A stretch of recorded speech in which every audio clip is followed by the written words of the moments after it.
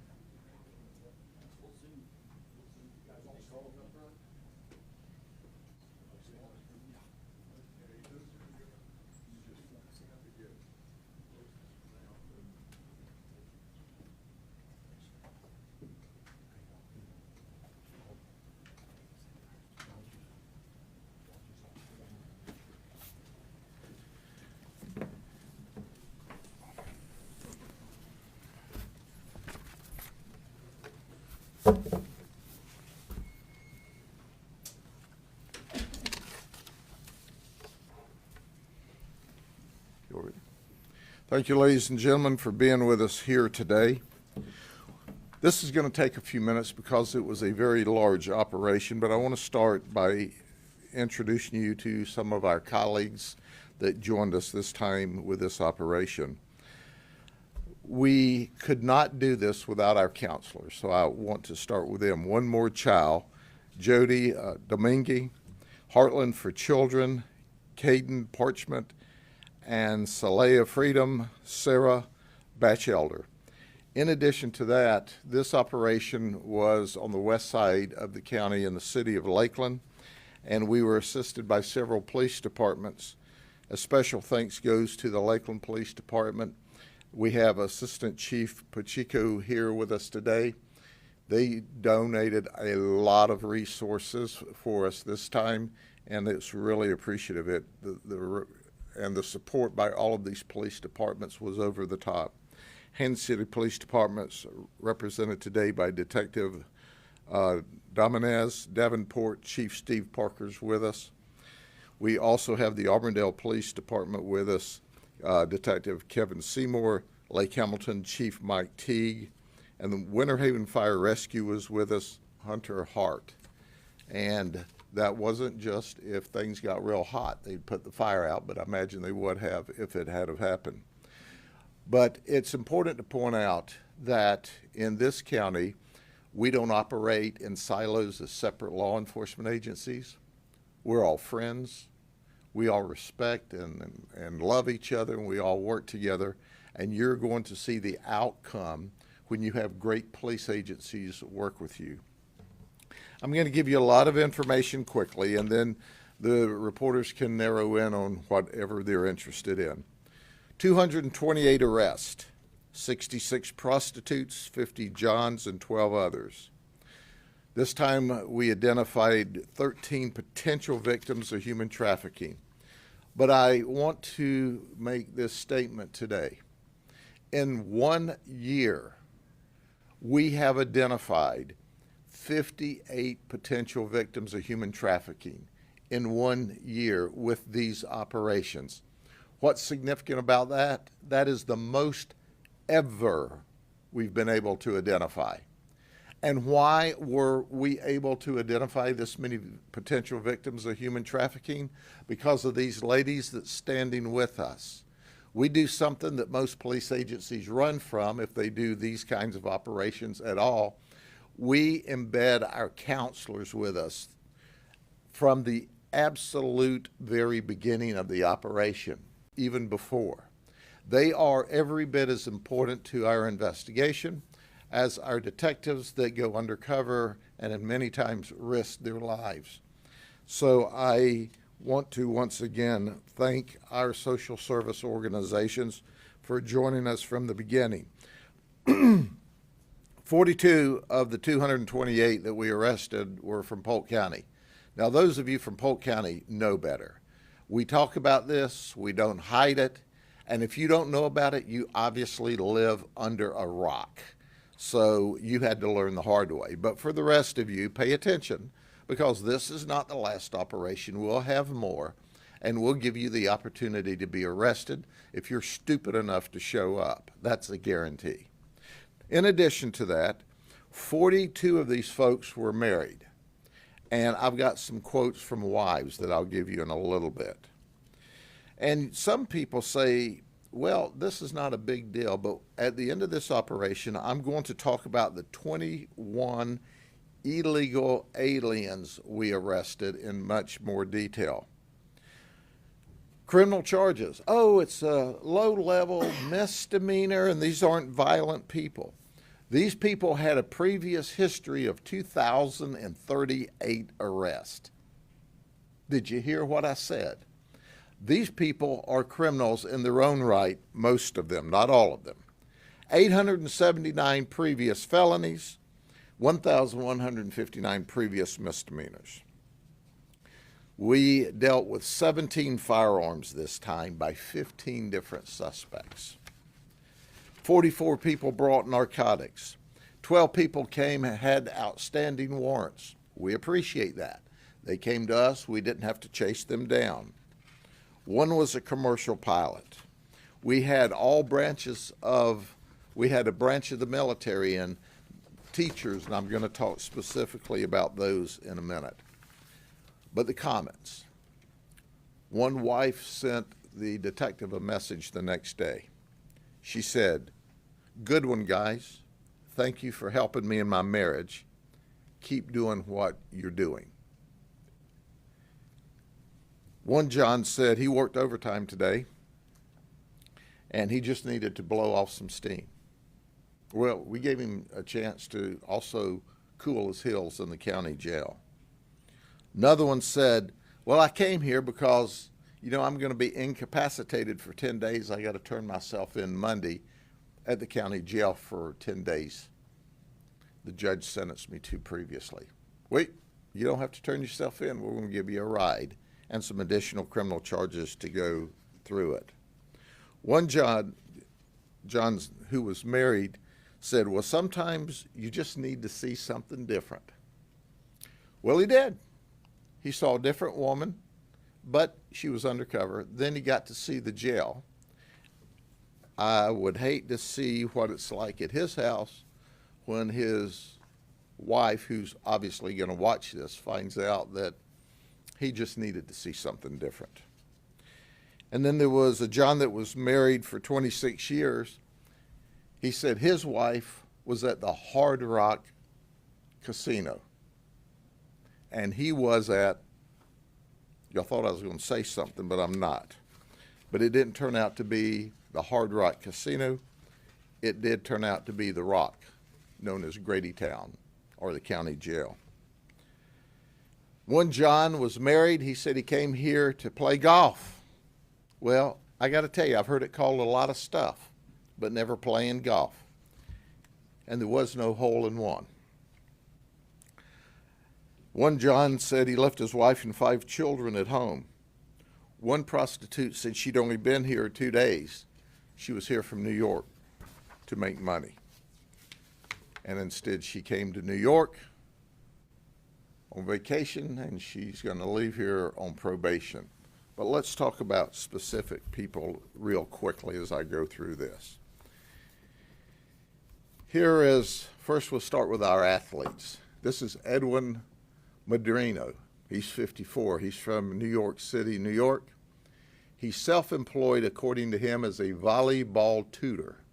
He used to be a coach at Monroe Junior College in New York. We don't know if he's still a coach or not. He said he tutors children as young as middle school. He came for sex with a lady. He wanted to pay $150. Oh, by the way, in January of this year, he was arrested in Hillsborough County for what? The same thing.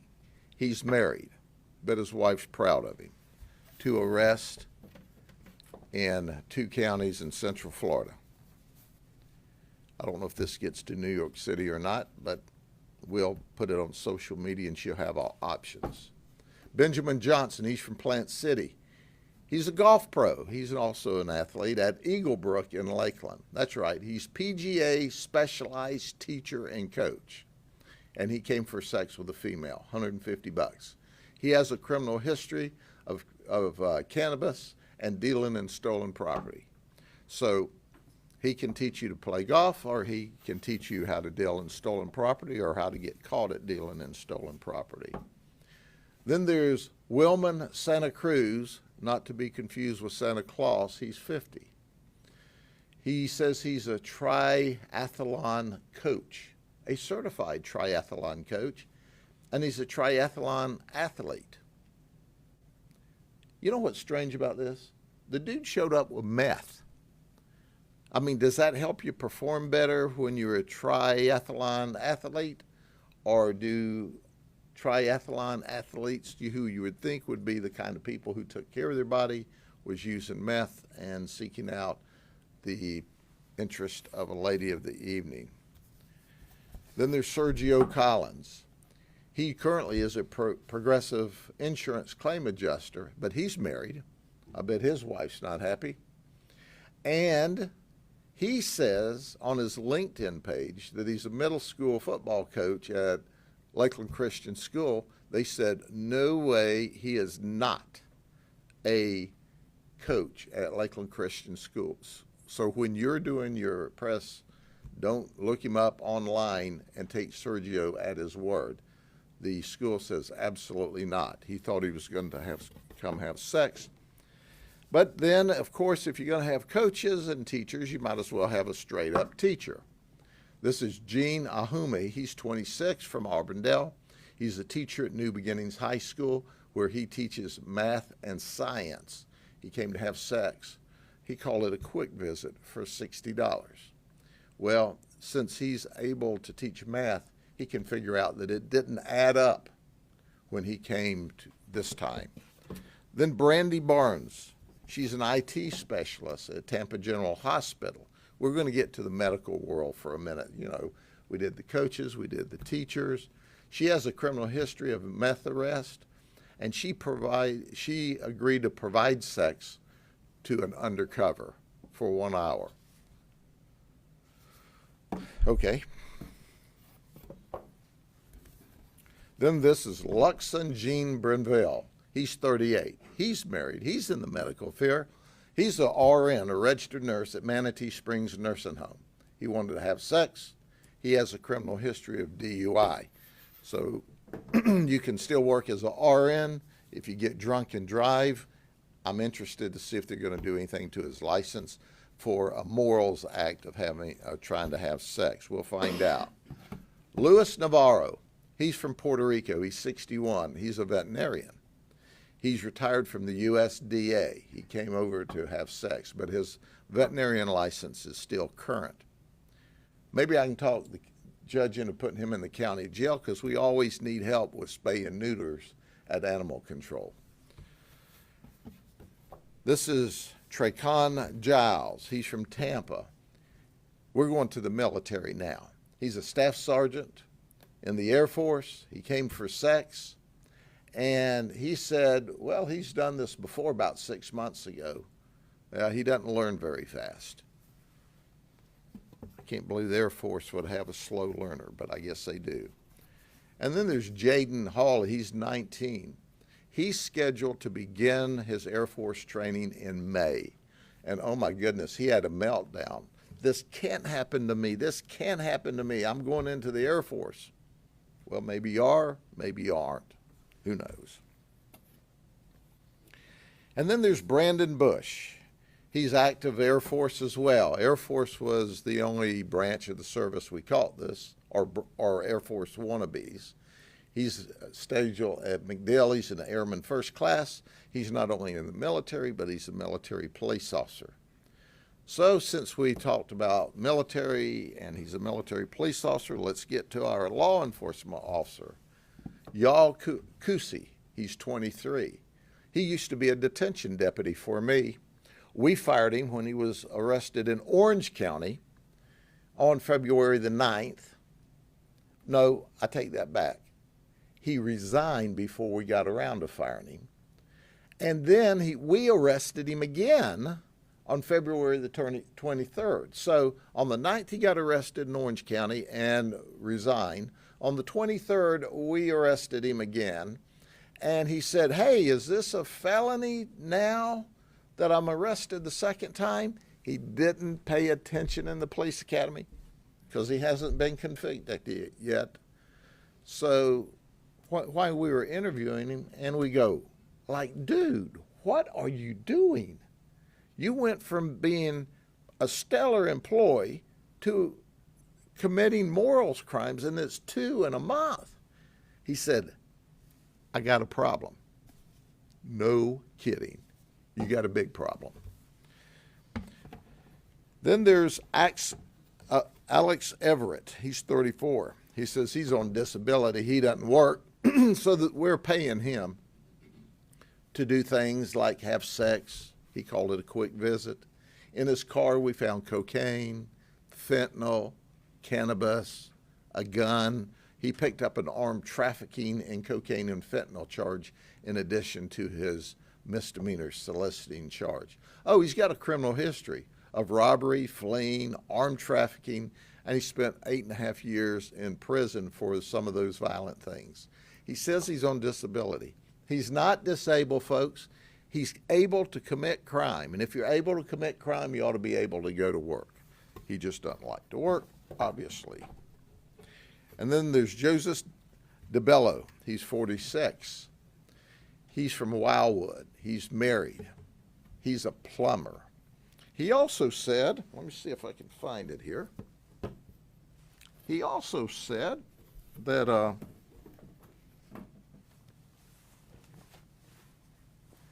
he's a pagan. He's a member of an outlaw motorcycle group. Now, he said a lot of things, you know. They said he, by the way, he was super nice. He's a relatively new member of the pagans. And he explained all of this. He was very proud of his outfit. They call it colors. See, we asked him about this, and he said, well, because I have this safety pin here, we thought maybe it was for big underwear or something. He said, when you have it like this, you're sending a message to all the other different motorcycle gangs that you're just passing through and you're peaceful and you don't want any problem. So he had his diaper pin, so he didn't want any problems, but he got problems. But he told our undercover, you see, there's rules about this jacket. The rule is that, well, no one is supposed to touch this jacket, okay, but the member, you see, no one. Just point. And you must turn the jacket inside out to hang it up. We chose not to do that too, why we're not touching it. He said that his wife was going to really be mad, and he used other words. Well, we called her, and guess what? He was right. She was really mad. And I bet the pagans are really mad, because see, he's not been a member but just a few months, and here now he's disparaged them, and the cops have one of their jackets, and they've been handling it, and you know, we didn't hang it up backwards or any of the other rules that they have, but hey, Joseph, I don't know how well you do plumbing business, but you don't do very well at following the rules with your outlaw motorcycle gang. I'm going to go over this really quick. These two guys are brothers. Omar's 16, Caleb's 17. They came down from Wesley Chapel, which is in Pasco County, and guess what? They came down to rob us at 16 and 17. We saw them slinking in the hallway, listening through the door. They set up the deal, but it just wasn't right. They were dressed all in black. They had their face covered. And when we took them down at their car, they had a BB gun that looked like a real gun. That could have gone really bad for them, but instead they're just charged with soliciting and a bunch of other stuff. Oh, by the way, they have a criminal history for burglary and larceny out of Hillsborough County just recently. They're juveniles. We're going to see how the system deals with them to get them in line so they don't end up with the rest of their life ruined. But before I turn it over to my colleagues here, they worked with us to make this happen. And what this is, and I want everybody to see it clearly, federal policy drives illegal immigrant crime and victimization. And that's the focus, other than our victims of human trafficking. Listen, folks, I want to introduce you to Andres Gill, okay? Here's this guy. He's also on this board, but get a look at him for a second. He came down here from New York with 3 females. All of them are in the country illegally. Did you hear what I said? They're all here illegally. He's the one that comes with them to drive them. These ladies are all controlled by a human trafficker. We think their human trafficker is a female. She sets up their appointments, she puts their ads online, she tells them where to go. And by the way, on Friday, The victims of human trafficking, and we've graded them out, 3 of them that are here illegally from Venezuela, 3 of them have to pay her $3,000 apiece on Friday, or else they're threatened. So they're not free. They're really indentured, and they're quote unquote paying off their debt. Now, here's what they told us, all right? I'm sure the federal government will verify that this is not true, but you decide who you want to believe, whether you want to believe these victims of human trafficking or the whitewash the federal authorities give you. They said that when they came into the country illegally, DHS gave them a form, an ID, paperwork that allows them to fly for free. You know, Southwest would let your bags fly free. Well, the federal government will let your illegal immigrants fly free. And they operate out of New York. And they were working up there, and the New York authorities said, hey, if you don't have identification, you can't work in our sex trade up here. You know, we don't allow sex trade here at all, but New York will allow you to do some stuff if you've got the proper authority. So they say they make a lot of money. They're addicted to it. These ladies are going to give you more details. They tell us that they fly to major metro centers for free on the federal government, where they set up their appointments for sex all around the country. Did you hear what I said? Listen, folks, if they don't pay $3,000 apiece on Friday, they're in trouble. The human trafficker sets up the deal. Hey, this deal is just outside of Tampa. They say they show this ID, this card, this paper, they fly for free down here. Then they fly back. But we heard a similar theme from all 21 of these folks.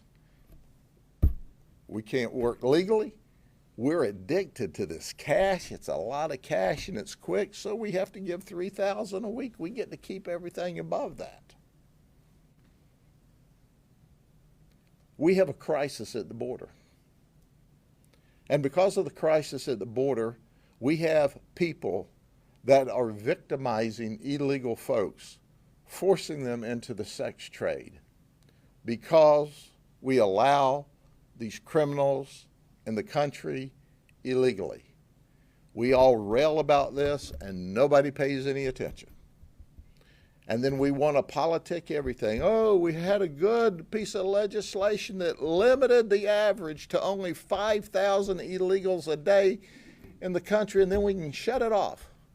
Well, if you can shut it off at 5,000 people illegally coming in this country a day, you can shut it off at no people illegally coming in this country a day.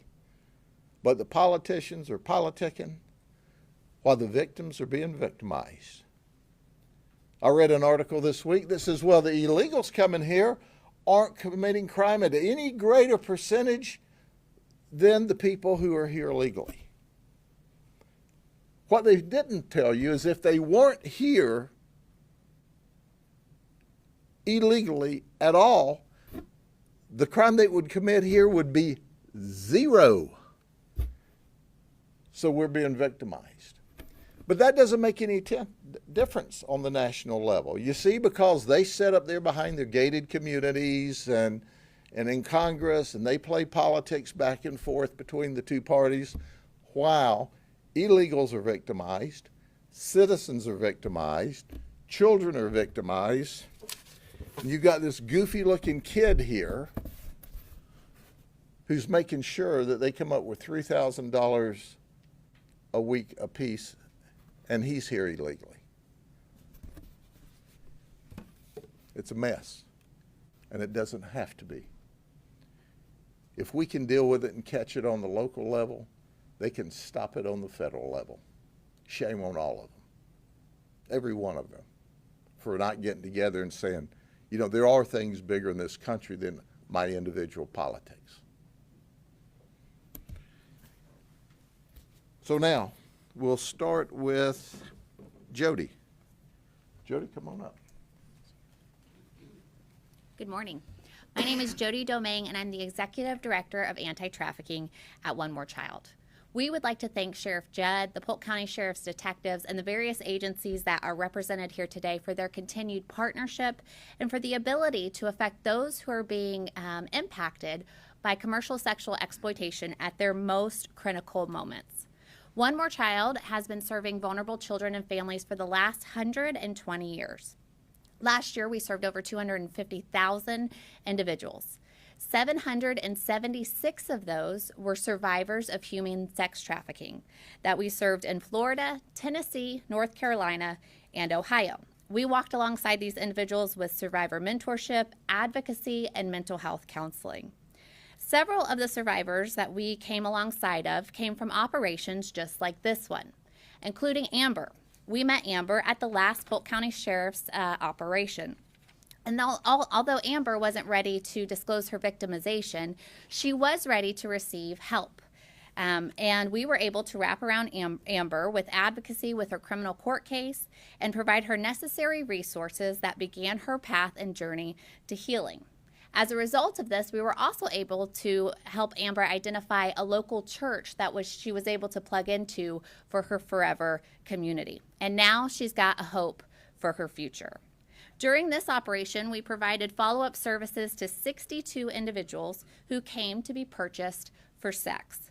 We met with over 23 women while they were incarcerated to let them know that they had better options, that there were resources out there for them that could lead for their healing and for them to be self-sufficient on their own. We also helped identify as many as 14 potential victims of human trafficking who now have ongoing investigations.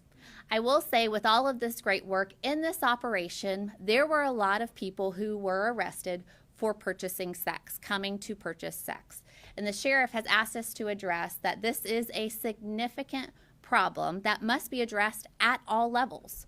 Lucky for us, we were in the rooms embedded during these investigations, so not only are we able to present those that are vulnerable with necessary resources, but we're also able to provide education to the buyers that what they're doing is not a act between two consensual adults, that people on the other side of that transaction are being victimized time and time again. And we are begging, imploring for our advocates around the state to utilize the resources at their disposal, including the state's attorney's office, to make sure that we are implementing the fines associated with buying commercial sex. And also that we're utilizing registries that we have. The Polk County Sheriff's Office is one of the very few that utilizes those types of resources, and we are asking that other advocates around the state do the same as well. Now, none of this great work could have been possible without our expert team. We dedicated a total of team members, including advocates, mental health therapists, and lived experience experts who were embedded during this operation on the very night of the operation happening, and then also did immediate follow-up visits afterwards with every individual we encountered that we could. I would like to introduce you to one of our lived experience experts, Stacy Ham. Stacy had a pivotal role in leadership during this operation, and we are grateful that she utilized both her lived experience as well as her expertise in providing support to those who have been affected by commercial sexual exploitation.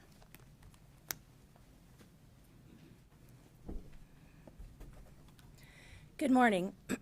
My name is Stacy Ham, and I am here today as a survivor leader and mentor with One More Child's anti-trafficking mobile team. I'm honored to stand here today with the Polk County Sheriff's Office and so many amazing organizations who are continuously fighting for our survivors to be seen and heard. I can tell you that human trafficking is very rarely what we often see in movies, social media, and online. It often depicts children being kidnapped, held in cages, taken against their will, teens being stalked at stores or when they leave schools. While this may happen, this is not the case in the majority of our trafficking victims here in the U.S., and this can sometimes lead to our victims being misidentified. As a survivor of human trafficking, I grew up with my exploiters and my traffickers. I was born into a multi-generational cycle of familial trafficking where I began being exploited and sold for sex by the age of 2. What I've learned throughout my trafficking experience and from my brother and sister survivors is that so many of us have personally known our traffickers. Many of us develop relationships with our traffickers, and many of us have felt a sense of belonging with our traffickers. I can tell you, many traffickers are men, women, boyfriends, girlfriends, family members, pimps, and people that we are meeting online, all who are using grooming tactics to prey on our vulnerabilities. Any race, age, and gender can become susceptible to being targeted for human trafficking.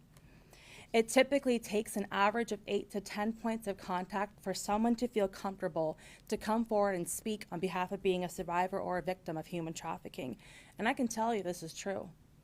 Throughout my life, I've had so many amazing people pouring into me, encouraging me to speak on my experiences and to seek healing for my recovery of human trafficking. I've had amazing mentors who have taught me great life skills and therapists that have helped me process the trauma that I endured. I stand here today as a survivor of human trafficking to share there is light and that there is hope at the end of the tunnel.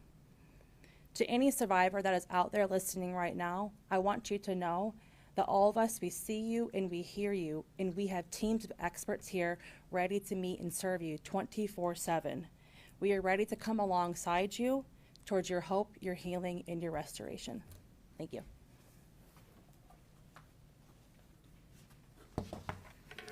Good morning. My name is Katie Parchment. I'm the co-chair for the Human Trafficking Task Force for Polk, Highlands, and Hardy counties, as well as the Resiliency Coordinator with Heartland for Children.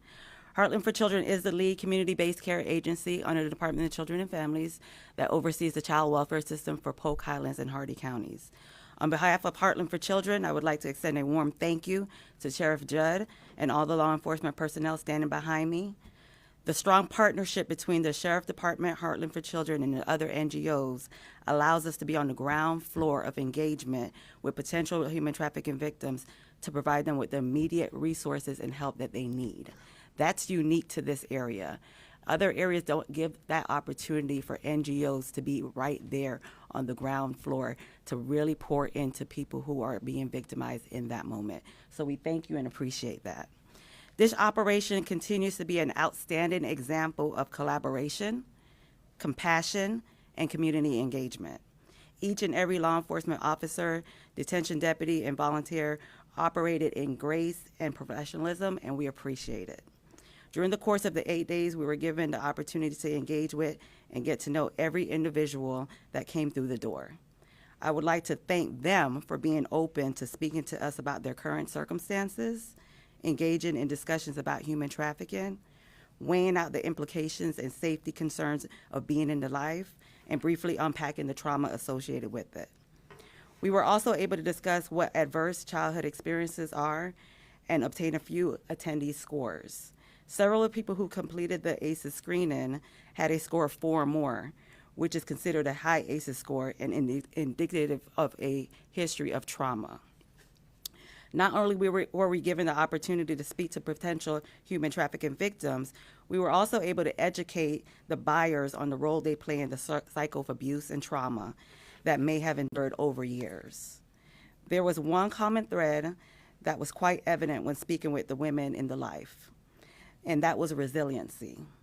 I would encourage you to continue to build on that resiliency and reach out to our partners for help. Hope Florida is a free program that is designed to help individuals work through barriers for self-sufficiency and community resources. With the help of resource navigators, we are committed to staying engaged with families beyond the first phone call. If you need help, contact Hope Florida at 850-300-HOPE. United Way of Central Florida 211 hotline is a 24-hour, 7 days a week resource dedicated to helping people find community resources and local programs that helps with everything from everyday basic needs to more complicated necessities. And then findhelp.org is a free comprehensive website with a variety of resources and providers that are unique to the area in which the users live. These are just 3 among many outstanding programs that are doing the work in our communities. Please take advantage of these free resources to help strengthen your resiliency and response and reposition your life to a sustainable and safe occupation. In closing, please remember, and I'm speaking to anybody who may be in the life or may be being trafficked, that you are more than your current circumstances. You are loved, you are wanted, and you have an amazing testimony ahead of you, but seek the help because we are here to help. Thank you. Hello, my name is Sarah Batchelder, and I am an advocate with Sail of Freedom. Like many of these ladies said, when we meet individuals who are being trafficked during these operations or through other means, they don't often raise their hand and say, I'm a victim of human trafficking. It takes many different encounters for them to feel comfortable enough to share that, or even to understand that that's actually what's happening to them. So if you are out there and you feel that you may be being victimized, please reach out. Sail of Freedom offers safe homes. We offer therapy. We assist people in attending court hearings where they're able to testify against their traffickers. And we can be reached at 1-888-FREE-ME. Morning, Assistant Chief Pacheco with the Lakeland Police Department. Just want to thank Sheriff Judd and all of his team and my team that participated in this operation. What's disturbing to me is that this was just one operation, and look at how many people we arrested and how many victims of human trafficking that we identified. What happens on the other 364 days a year that we're all driving around our city and our county, and what's happening right underneath our noses.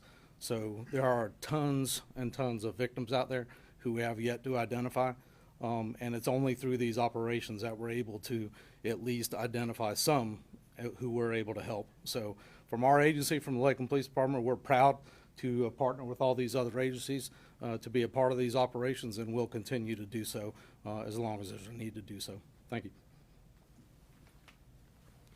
Good morning, Steve Parker, Chief of Police for the City of Davenport, and the Davenport Police Department, and I've said it before and I'll continue to say it, you know, we stand alongside with Sheriff Judd and the rest of these other law enforcement agencies in these kind of operations. I mean, you can look at the numbers and tell it's a needed task. It's something that needs to be done. And, you know, in Polk County, we are blessed to have law enforcement agencies that work well with each other. We have that great partnership. But I think what's important in these operations to note is the collaboration and the partnership we have with these organizations behind us. You know, it's without them that we don't see the after effects. We don't see the hard work that goes into helping these victims get out of these kind of scenarios. And I think for me, I think that's the key to these operations, identifying them and getting that help that they need afterwards. And that's where these ladies come in at. And again, I just want to say thank you to Sheriff Judd and to our partners here for all the work that we did this past week. Thank you.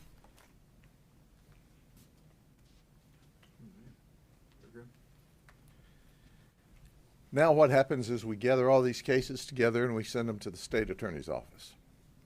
And we're fortunate in this state to have Brian Haas as our state attorney. He is simply outstanding. His team is outstanding. He gets it.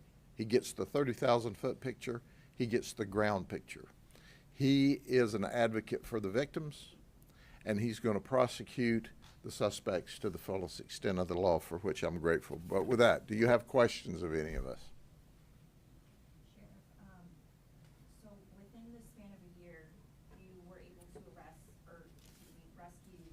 or identify 15 victims, potential victims of human trafficking. This is a new record for you. So is that indicative that this problem is growing worse year after year, or? I think it's indicative that we are finding the victims. We have seen, and you have covered for years in the media, about the human trafficking problem across the United States. And Florida, being a vacation state and a sunny state, is certainly no exception to that. It is also an attribute to our NGOs because, as Chief Parker said, they see them for the long term. If it was a one and done on the night of the arrest, these numbers wouldn't be 58. We'd be lucky if they were 3. But they continue to follow up and continue to follow up to rescue them. So while I'm totally excited because we've never seen these numbers, the biggest problem we have in this type of investigation is getting the victims to admit they're victims because they're more afraid of their pimps and the human traffickers than they are of the criminal justice system. And it's only through the work of these ladies and their teams that happens. Yes, ma'am. You said you think you know of a woman who, like you just said, was human trafficking, controlling these women. How important is it to you for you to find those people and arrest those people? Oh, absolutely. That is the next wave of this investigation. We know she's Dominican, and we know she is currently in Miami. So if she doesn't get her illegal Dominican butt on a plane and fly back out of this country, we're going to be on her like a good hound dog on a trail. That's a guarantee. Anything else? Thank you. God bless you. I'll see you next time.